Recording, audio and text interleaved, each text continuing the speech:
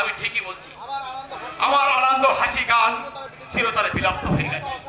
একটা অসহায় বোবার কান্না আমার অন্তরটাকে কুরে কুরে খাচ্ছে।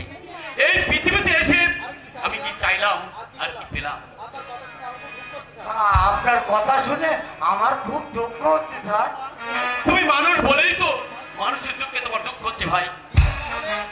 ও স্যার, বলছিলাম বিয়েটা তাহলে না মগনি বাবু, যার জীবন মতনে আধার নেমে আসছে, জীবনকে বাজি রেখেছে, মরণ খেলায় বেঁধে উঠেছে, তার বিয়ে করা মোটেই সাজে না। ও এতক্ষণ তাহলে আমি বিরিতাই আপনার সঙ্গে বকবাক করলাম। এই কাকা, এই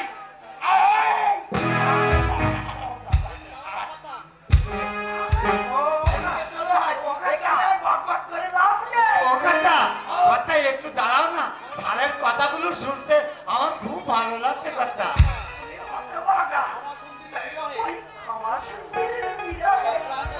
আমার প্রাণ করতে সে খবর তুই রাখিস। চলে আয়, এখানে থেকে লাভ নেই। আর আমার সঙ্গে তুই সেই চমকা যা। ঠিক আছে, চলো করে প্রেম করে বিয়ে করা চলবে না। এই ঘটকের পৈতৃক সম্পত্তি কেড়ে নেওয়া চলবে না, চলবে না। ঘটকের যাবি মানতে হবে, মানতে হবে।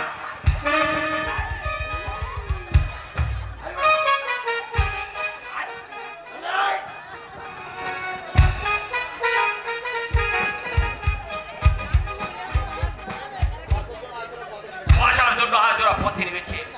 সেদিন আমিও যদি ওদের মতো, কিন্তু আমি তো কম চেষ্টা করিনি। যে কোনো একটা চাকরি আমি চেয়েছিলাম, সৎভাবে ভদ্রভাবে জীবন কাটাতে চেয়েছিলাম, কিন্তু কিন্তু কেউ আমাকে দয়া দেখায়নি। অফিসের বড় বাবুদের জুতোর ঠক্কর খেয়ে গিয়ে আমাকে ফিরে আসতে হয়েছে। আমার বিয়েবার সার্টিফিকেট আমাকে দেখে বিদ্রোহ করছে। অসহায় বাবা মায়ের চোখের জল ছোট ভাইয়ের কলেজের মাইনে দিতে না পারায় তার করুণ মুখ সেদিন আমাকে পাগল করে তুলেছিল। সেদিন সেদিন আমি নিজেকে ঠিক রাখতে পারিনি বলেই আজ আমাকে এই অন্ধকার রাজ্যে বিচারণ করতে হচ্ছে।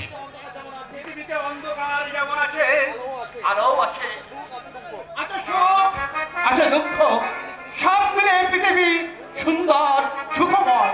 ছোটবাবু আপনি আমার একটা প্রশ্নের উত্তর দেবে বাদল? একটা কেন, কোনোদিন আপনার হাজারটা প্রশ্নের উত্তর আমি দেবো। বলো বাদল, রমেশের বোন শ্যামলীকে, শ্যামলী, হ্যাঁ হ্যাঁ শ্যামলী, শ্যামলী হত্যাকারীকে কে তাকে নিঃসন্দেহভাবে খুন করেছে? কার লালসার শিকার হয়ে তাকে আজ অকালে পৃথিবী থেকে বিদায় দিতে হয়েছে? বলো বাদল, বলো, কে সে শয়তান? কে সে শয়তান? জানি না, জানি না, আমি কিছুই জানি না ছোটবাবু। বাদল, কিন্তু তোমার চোখ, তোমার মুখ ওকে অন্য কথা বলছে বাদল। ছোটবাবু আপনি, তুমি জানো, শ্যামলের মৃত্যুর পর থেকে একটা রাত আমি শান্তিতে ঘুমাতে পারিনি। আমার বিবেক আমাকে সব সময় তাড়া দিয়ে বেড়ায়। কেন কেন বদল, কেন? শ্যামলী গরিব ঘরে জন্মগ্রহণ করেছিল বলে তাকে এই পৃথিবী থেকে অকালে ঝরে যেতে হলো। দুর্বলের উপর অত্যাচার একটি যুগ যুগান্ত ধরে চলবে, এর কি কোনো ব্যতিক্রম হবে না বদল? ছোটবাবু আপনি, আমি দেখতে পাচ্ছি অপরাধে মুখোশ পরে আমার চোখের সামনে ঘুরে বেড়াচ্ছে, অথচ অথচ আমি তাকে চিনতে পারছি না। কিন্তু কিন্তু কতদিন সে নিজেকে লুকিয়ে রাখবে? একদিন তার শয়তানি মুখোশ আপনি আপনি উঠে বসে, আর সেই দিন তার জনতার দরবারে প্রাণ ভিক্ষা চেয়ে বিচার চাইতে হবে বলো, বিচার। আপনি আপনি ঠিকই বলেছেন ছোটবাবু, অপরাধীকে তার শান্তি পেতেই হবে।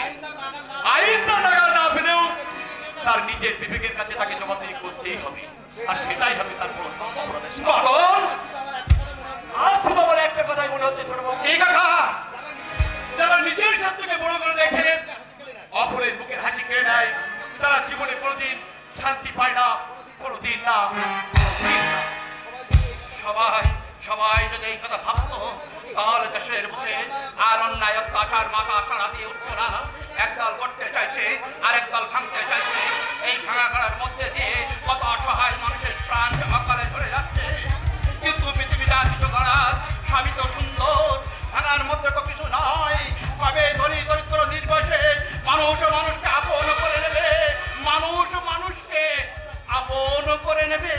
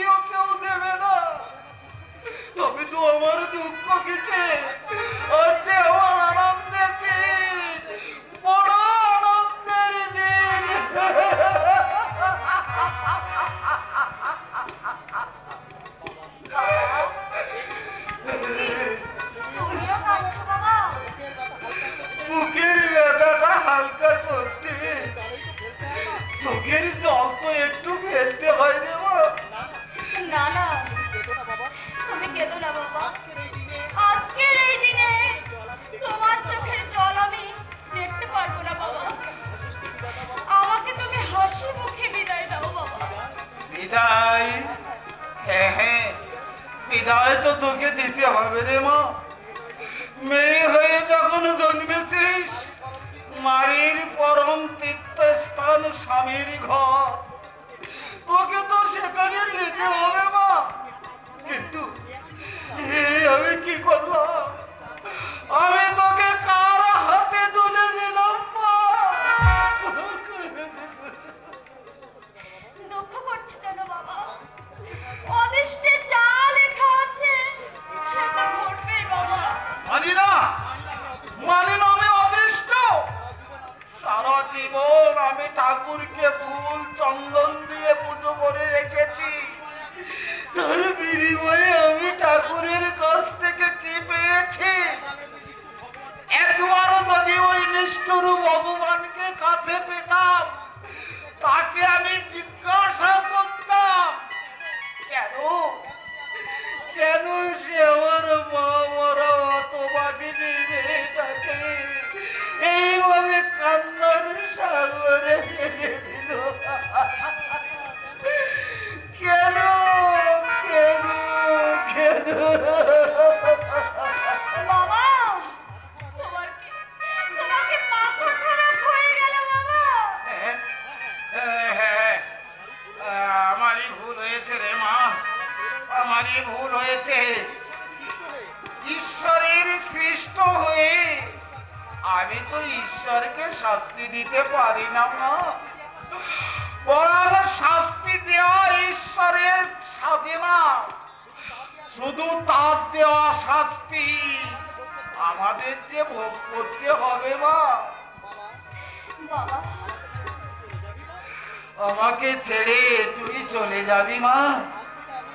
কাল থেকে আমি একা একা, আমার পাশে থেকে আমার দুঃখের সান্ত্বনা দেওয়ার মতো আর কেউ থাকবে না রে মা। কেউ বলবে না, বাবা অনেক বেলা হয়ে গেছে, তুমি স্নান করে এসো। বাবা, ওরে, তোকে ছেড়ে এই সন্ধ্যপুরীতে আমি কি নিয়ে থাকবো বল মা? আমি কি নিয়ে বাঁচবো? আমি জানি বাবা,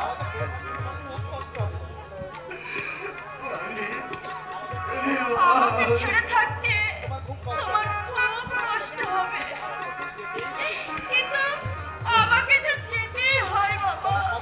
তবে সবকিছুতে এত তাড়াতাড়ি হয়ে গেল। আমি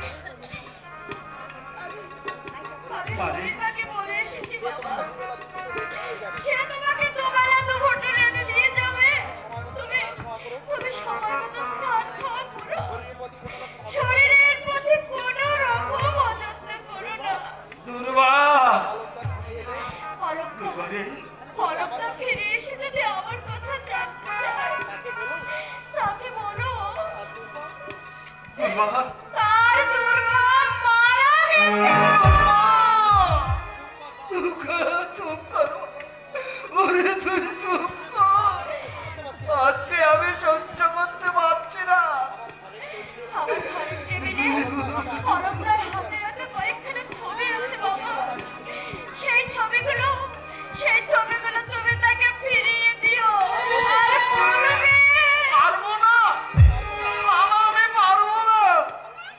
আমি কিছুতেই ওই বইগুলো ফিরিয়ে দিতে পারবো না মা।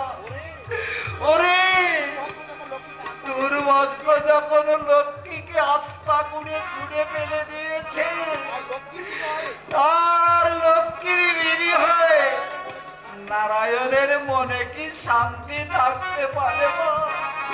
পারে না। লক্ষ্মীকে আরে নারায়ণ সুখী হতে পারে না। বাবা, বলো না রে মা।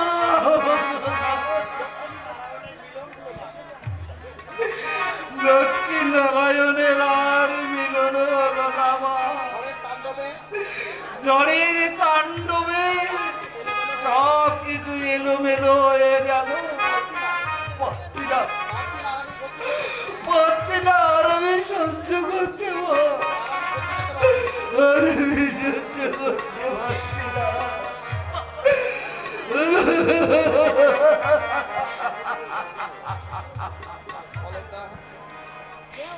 হরপ্তা